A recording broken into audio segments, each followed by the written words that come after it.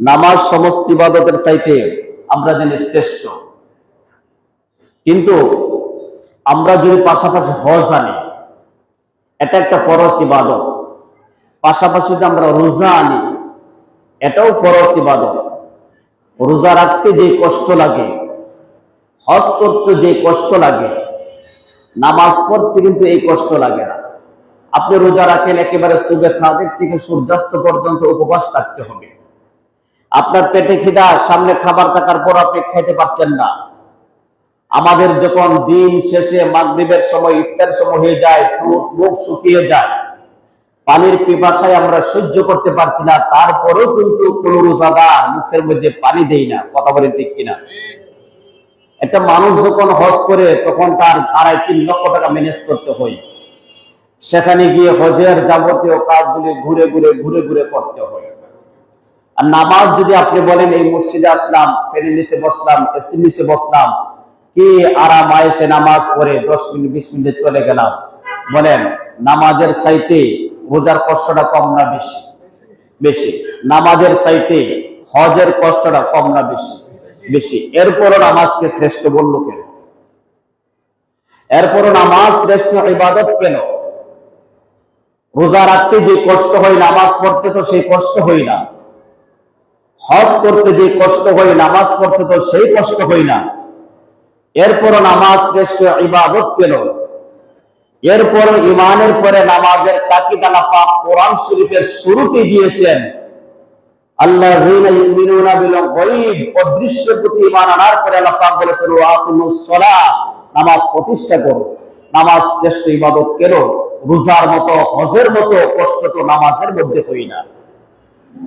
এর শ্রেষ্ঠ ইবাদত হওয়ার পিছনে কারণ হলো নামাজ ফরজ হয়েছে লা মাকানে। কোথায় কোথায় ফরজ হয়েছে? দুনিয়ার জমিনের কোথাও নামাজ ফরজ হয় নাই। নামাজ ফরজ হয়েছে লা মাকানে। রোজা ফরজ হয়েছে দুনিয়ার জমিনে, হজ ফরজ হয়েছে দুনিয়ার জমিনে, যাকাত ফরজ হয়েছে দুনিয়ার জমিনে। নামাজ দুনিয়াতে নয়, রাসূল মিরাজে দিয়েছেন, সেখানে 50 ওয়াক্ত নামাজ আল্লাহ পাক উম্মতে মুহাম্মদীকে দান করে দিয়েছেন। ক্রমে ক্রমে সেটা 5 ওয়াক্ত আসলো। নামাজ ফরজ হয়েছে লা মাকানে, বাকিগুলো ফরজ হয়েছে দুনিয়ার জমিনে। সেই জন্য সমস্ত ইবাদতের চাইতে নামাজ নামক ইবাদতটি শ্রেষ্ঠ। জোরে বলুন সুবহানাল্লাহ। দ্বিতীয় আরেকটি কারণ হচ্ছে নামাজ প্রতিদিন পড়া হয় কয়বার? কথা বলেন কয়বার? 5 বার। রোজা বছরে কয়বার ফরজ? 1 বার। হজ জীবনে কয়বার ফরজ? হজ বছরে 1 বার না, জীবনে 1 বার ফরজ। রোজা বছরে 1 বার ফরজ। নামাজ দৈনিক 5 বার ফরজ। রোজা দৈনিক ফরজ দা, হজ দৈনিক ফরজ দা, নামাজ দৈনিক ফরজ। সেই জন্য রোজার চাইতে, হজের চাইতে নামাজ নামক ইবাদতটি শ্রেষ্ঠ। উচ্চ স্বরে বলুন না সুবহানাল্লাহ। তৃতীয় কথা হচ্ছে, কারণ হচ্ছে আল্লাহ পাকের কিছু ফেরেশতা আছে, সম্মানিত ফেরেশতা। কিছু ফেরেশতা নামাজে যখন আমরা দাঁড়াই এভাবে দণ্ডায়মান অবস্থায় থাকি। আমরা যখন রুকুতে যাই, কিছু ফেরেশতা রুকু অবস্থায় আছে। আমরা যেভাবে সেজদা করি, কিছু ফেরেশতা সেজদারত অবস্থায় আছে। আমরা যখন তাশাহুদে বসি, কিছু ফেরেশতা তাশাহুদ বসা অবস্থায় আছে। এছাড়া আল্লাহ পাকের অসংখ্য কিছু ফেরেশতা আছে যেগুলা কিছু দণ্ডায়মান, কিছু রুকুতে, কিছু সেজদায়, কিছু বৈঠকে। ঠিক একটা মানুষ যখন নামাজ পড়ে, সকলকে দাঁড়ায়, আবার রুকু করে, আবার সেজদা করে, আবার বসে, তার নামাজ নামক ইবাদতটি ওই সমস্ত ফেরেশতাদের সাথে মিলে যায়, যেটা রোজার দ্বারা হয় না, হজের দ্বারা হয় না, একমাত্র নামাজের দ্বারাই হয়ে থাকে। সেই জন্য নামাজ শ্রেষ্ঠ ইবাদত।